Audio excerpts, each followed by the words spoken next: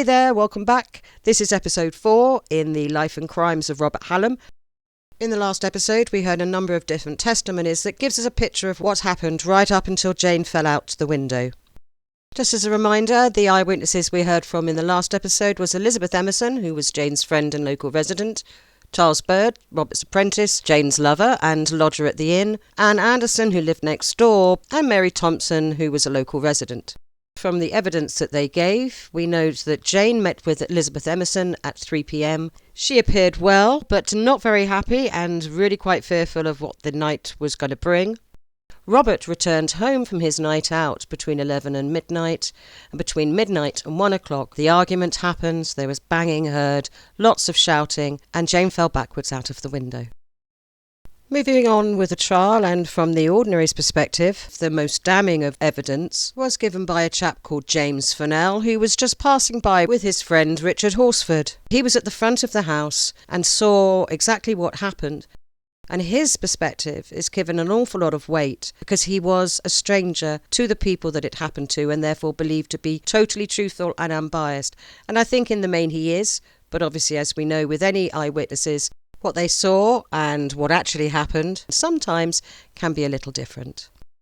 For a very long time, memories have been considered quite accurate records of what happened in the past. But we are now beginning to understand that what we observe and what we actually see are two very different things. We observe a situation and then we put a layer of our own experiences, expectations, imagination and circumstances onto what we see, and that is what becomes our memory. You know, all that complex but lovely human stuff. And then once that memory is discussed with others and other people's memories get added to yours, the whole thing starts to become a little bit muddy. And that's where you get your discrepancies between witnesses. Or, in fact, witnesses that all say the same thing. Something which I believe happened in this trial between some of those who gave evidence. Anyway, enough of me rabbiting on, let's hear what he's got to say. Oh, and sorry for the accent with the voice changer. I searched, but I couldn't find any more British accents to use, so I've gone for an American, and I know it's very historically inaccurate. Please forgive me, and let's just listen to what he's got to say. I and Richard Horsford were accidentally coming through the street that night, and I believe near 100 yards before we came to the prisoner's house, I heard the blows, and an outcry of "Oh, oh," with some other words, but I could not tell exactly what those words were. As we came nearer, the cries increased, and says I to Mr. Horsford, "This fellow will kill his wife." "No," says he, "'tis only a family quarrel, and they'll be good friends again by and by." We passed the door, for we were going to a house a little beyond, but looking about we thought we were gone too far, and so turning back, I heard the woman say twice or thrice, "For God's sake, Robin, save my life, don't throw me out of the window." I did not imagine that the fellow would be such a villain to do it, for if we had thought he would, I believe we could have catched her and broke her fall, but suddenly the casement burst open and she came out with her back foremost, and fell down on the stones. There was a candle in the chamber, and I saw a man there, near the window, which I believe was the prisoner, but I am not sure of it. I was within 8 or 10 yards of her when she fell. She groaned, but was not able to rise. Presently the prisoner came down with the candle in his hand, went to his wife, and took her by one arm to lift her up, but finding her helpless, he said, "God damn ye, ye drunken bitch, get up." She had nothing on but a shirt, a flannel petticoat, a thin loose gown, and one shoe, but neither stockings nor cap. Then the prisoner set down the candle, took her by both arms, dragged her in, and locked the door. We went and acquainted the watch with it, but they took no farther notice than to laugh at it, and next morning I heard she was dead. Okay, so there's quite a lot to unpack here.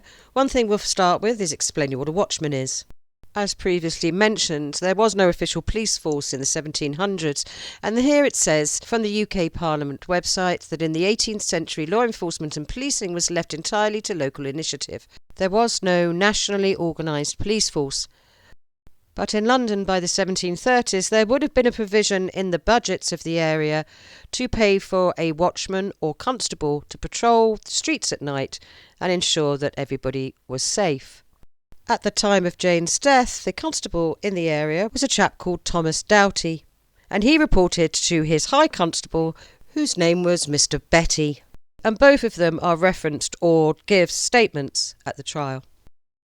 Sadly, from Mr. Furnell's testimony, we can tell that this particular type of police force wasn't really that effective. And I should imagine that nobody even raised an eyebrow to the fact that they didn't bother to go and see what had happened.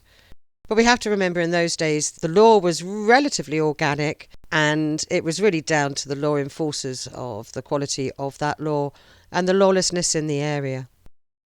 From the research I do get a feeling that that area was pretty rough and ready, and it sounds like the constables weren't doing very much about it. Or maybe, just like hitting people with pokers and shovels, it's an everyday occurrence to throw your wife out of a window. But on a very much more serious note, Mr. Furnell specifically says when he originally gives his testimony that he didn't see it was actually Robert at the window. He just saw a figure. He didn't see Jane being pushed at all. But then Robert has to go and challenge his testimony. And at this point, I'll be reading the questions that Robert asked him. Did you see me push her out? No, I saw you, or some man like you, near the window, and before she came out, I heard a rustling, as if it was in opposition, and as she came out she gave a terrible shriek. If you saw her fall, why did you not help her up? I heard you coming down. When you came out you was in your shirt and nightcap. You could hear things very plain. It was a very still night. I was a stranger to both you and your wife. I think Robert's questioning was trying to question the credibility of this witness and his morality, but really what he should have been doing is focusing on whether the witness actually saw him push Jane or it was just his supposition from what he heard. But he didn't do that because, let's face it, he didn't know how to, and he had no one to advise him. Richard Horsford also took the stand and corroborated everything that James Furnell had said. He didn't add any more other than the fact that when they found the watchman, guess where they were? Yep, you guessed it. They were in an alehouse. Although these two witnesses really weren't on the stand for long, and what they said was only a small section of what went on before and after Jane's death. As far as the ordinary is concerned, these two witnesses were the evidence needed to convict Robert of the crime. And that's because they were completely independent from the area and had, in his mind, no bias towards one side or the other. The ordinary wrote in his report, I insisted that it was a very clear circumstantial proof against him, they having declared that they saw a man in the room when she went out of the window, and he owned that there was no other man in the house but himself. He said, he could not help it, but the matter was fact as he told it. I told him that it was of no avail to deny the murder, and I urged the necessity and expediency of confession, from a great many reasons taken from scripture and reason, but he persisted inflexible. In fact, right up to the end, Robert denies pushing Jane out the window. I'll come to my thoughts on that later. But he remains adamant that he didn't push Jane, she did it herself, and that's even up to the day of execution. However, there's one thing in this that I found interesting, and that was when Robert said that he was the only man in the house. I've read other testimony and comments from people of the time that referred to Charles as a child, and I think probably Robert still saw him as one, which is why he said there was only one man in the house. It's the only explanation I can think of. And just by realising that, it kind of made me shudder. We're now going to move on to what happened after Jane fell out the window and to see if we can come to a conclusion of exactly when Jane died. The indictment states that she died immediately, but I think from the testimony we're about to hear, we know that's not the case. And it's always puzzled me why the term instantly died was in there, but I guess it's there for a number of reasons. And I am definitely not a historian or a lawyer, but to me, as a layperson, it may be that it just simply refers to the fact they believe that the fall killed her and not childbirth. So let's listen to the evidence and maybe you can let me know what your thoughts are in my comment section.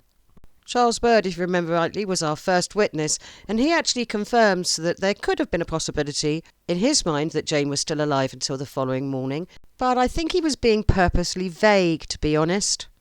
Let's just remind ourselves what he said. I got up and was going downstairs. About 6 in the morning, I heard a low voice which I thought was my mistress's, and it said, Charles, go and strike a light, and take the tin pot and draw some beer. I did so, and brought it up. And the voice said again, set it down upon the chest and leave it there. I did so, but I neither saw his nor her face, for they were both covered in the bed.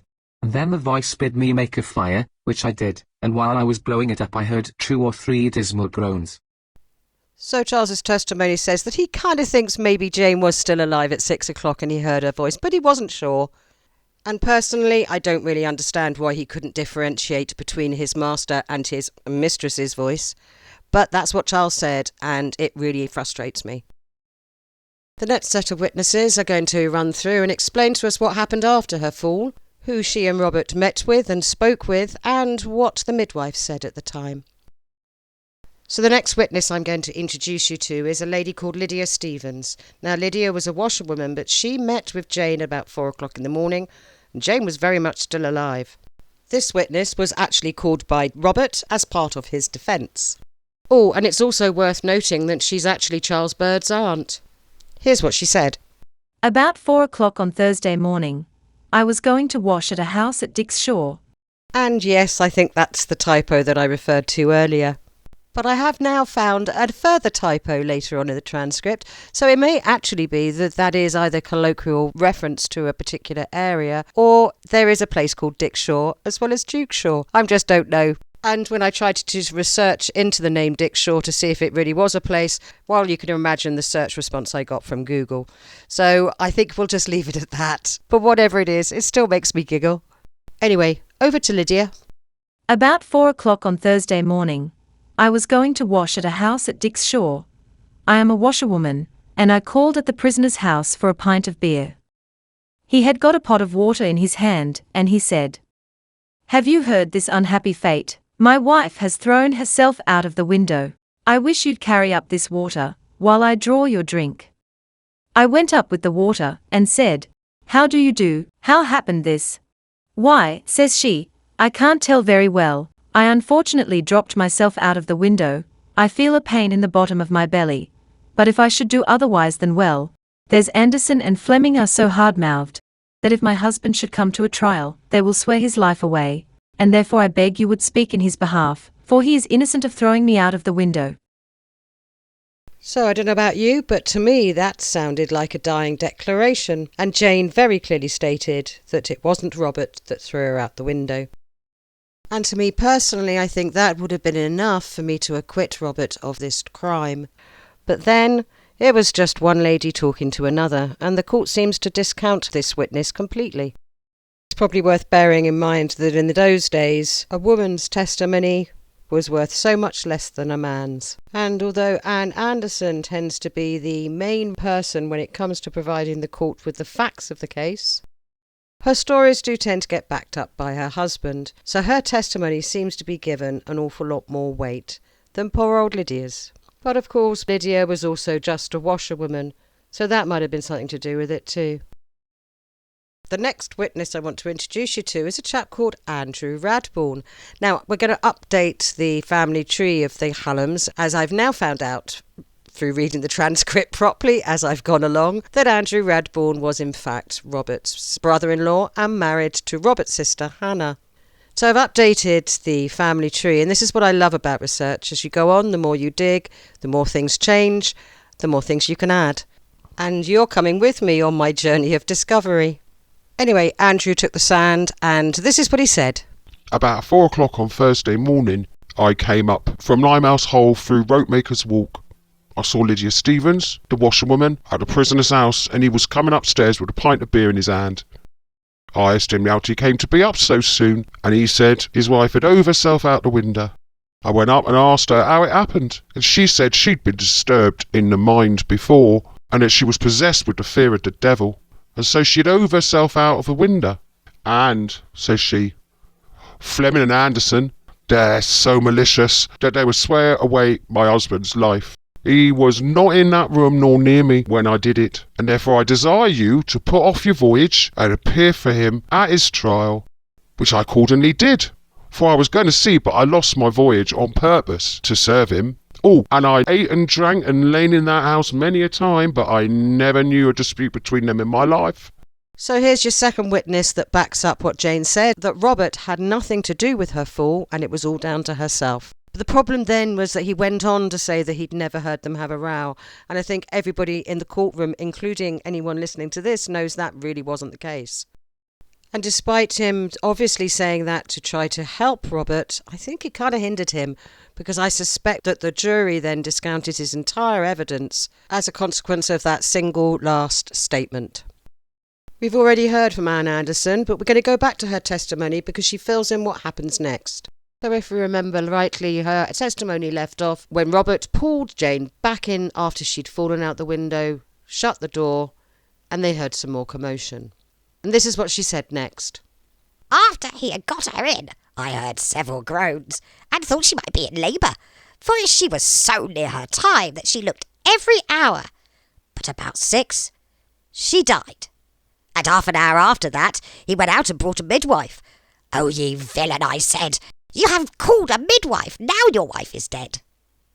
About 9, I went in, when the doctor was there, and he said she had been dead a long time. I think I'm beginning to pick up now on Anne's animosity towards Robert by emphasising the fact that the doctor told her that Jane had died a long time before. I think she's inferring that Jane had died instantly after her fall, which I think we really do now know wasn't the case. But that's Anne's story and she's sticking to it. And as we're about to hear testimony from the midwife, she states that when she arrived after 8 in the morning, the body was still warm. On Thursday morning about 8, the prisoner called me to come to his wife. I was not quite dressed. He desired me to make haste. He went away and returned about 5 or 6 minutes later to hasten me. She had spoke to me on Friday before to be her midwife, and I, knowing her time was out, thought she was in labour. But as I came along with him, he told me his wife had met with a sad misfortune. I'd asked him how. Oh, Mrs. Laney said she got out of the window while I was in another room. When I came there, a neighbour said she was dead, and so I found her, with her face, hands and feet were quite cold, but her body was a little warm. Another neighbour came in and asked him how she got upstairs, and he said she walked up. At night we stripped her, and I searched her body. There was a great bruise on her left arm, and several lesser bruises on her back and sides, like slashes. Her right hand was cut. The child was full grown and black from head to foot, especially on the left side. Robert questions her on some smelling salts that she had asked him to go and find. Sarah Lane responded with this. Yes, and I bid you go for a doctor, for though I thought she was dead, I was not willing to trust my own judgment, because I have no great skill in the dead. But I told you that, and she did not stir, and in my opinion, never would any more. Sadly, the slashes on her sides and the bruises on her arms are evidence of recent domestic violence. Some of those injuries being new and others a little older. But as I mentioned in the second episode, hitting your wife was kind of acceptable in those days. And to a certain extent, we really do just have to accept that it went on. But I do have to say, I did feel quite sad when I read that she had marks of domestic violence still on her body. Oh, and of course the neighbour who told her that Jane was already dead. I think we can probably guess who that was. So I looked up body cooling on a recently deceased person. A body's core will stay much warmer, but the limbs and extremities will obviously show the signs of cooling much more quickly. So I don't believe that the midwife was lying. I do actually believe the limbs were quite cold, but that doesn't mean that she'd been dead for long. Oh, and bearing in mind it was December and there was no such thing as central heating, I think that bedroom might have been quite chilly. And it's also worth noting that in those days, a midwife was not medically trained. They didn't have to have any real experience to become a midwife, other than the fact they were usually older ladies who had had children of their own. So they'd got the experience of childbirth themselves, but when it came to any medical knowledge, there was zero. Luckily these days we have quite a lot of medical knowledge at our fingertips, so it's just worthwhile, and I think I need reminding, the stages of mortis and where algor mortis, which is what we've been talking about, comes in with those stages. So as this is a bit of a grisly subject, I think I'll just leave the screen with the slides on them for you to read. But I'm going to bring the episode to an end now. In the next episode, we're going to listen to what the surgeon has to say when he examines Jane's body, hear a few other witnesses, and then we'll get the verdict. Anyway, it's goodbye from me, and thank you for watching. Please all do that lovely stuff again, hit the likes, and I'd love to hear your comments. If I get enough feedback and enough enthusiasm, I will probably do some more series like this. They do take an awful lot of time though, but I'm really enjoying it, and if you guys are enjoying it, then I'm quite happy to do some more. But for now, I'm going to say goodbye, and I'll see you in the next episode. Oh, and if anyone's wondering what the music is, my husband made it for me, especially for YouTube.